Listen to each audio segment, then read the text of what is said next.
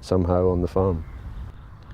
One producer who's quick to underline the benefits of the Wholesome Pigs initiative is John Forbes, who runs more than 1,000 breeding sows in Kincardineshire.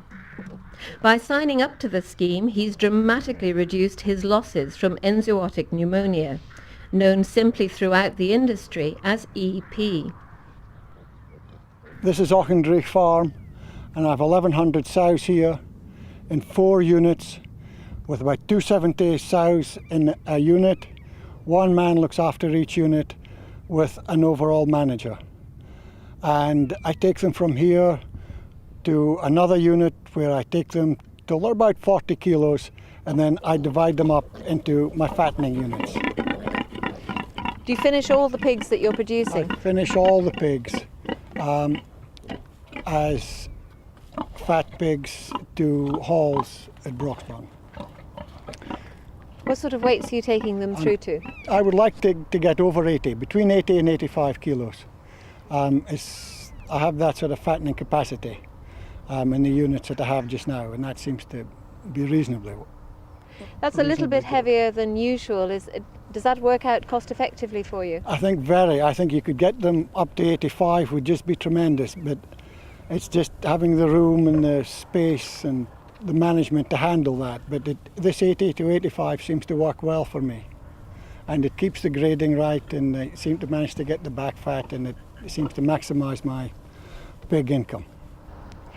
What's your approach here to the health of your pigs? Well, the great thing is that we're members of Wholesome Pigs, and it's great to actually know the health status of your herd.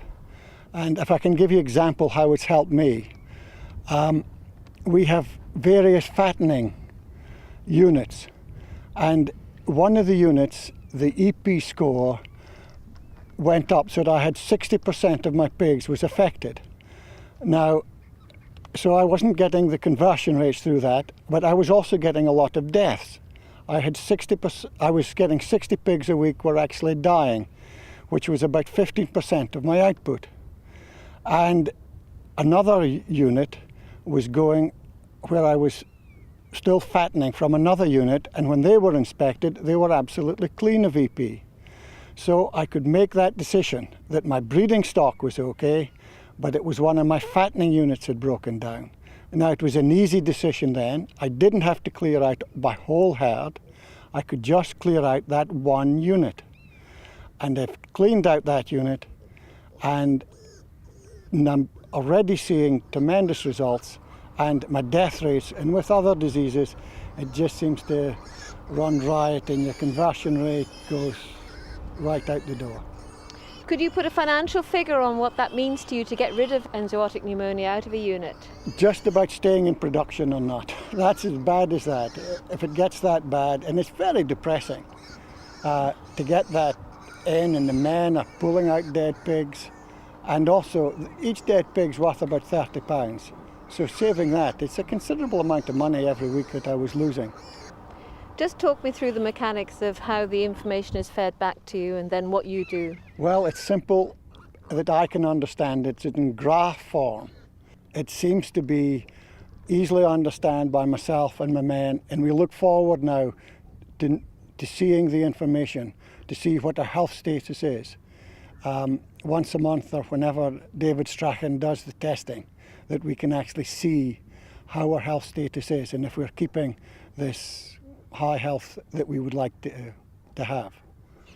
Obviously there's benefits with healthier pigs from your financial point of view, but what about the effect of improved health on the meat of the pig?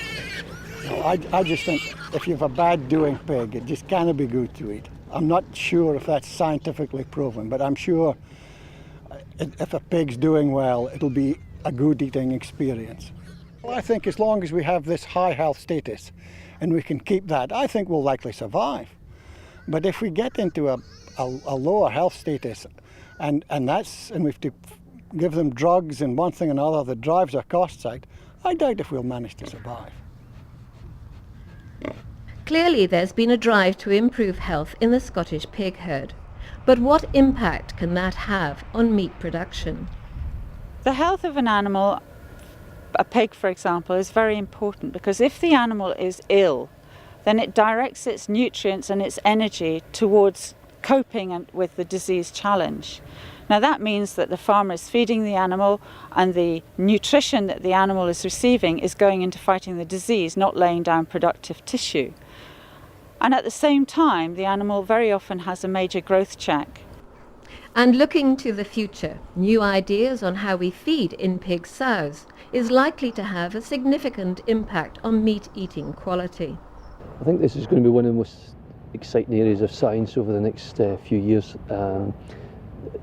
There's a lot of information now that shows that what you feed the mother can have a major influence on the growth and the development of the fetus and therefore the offspring.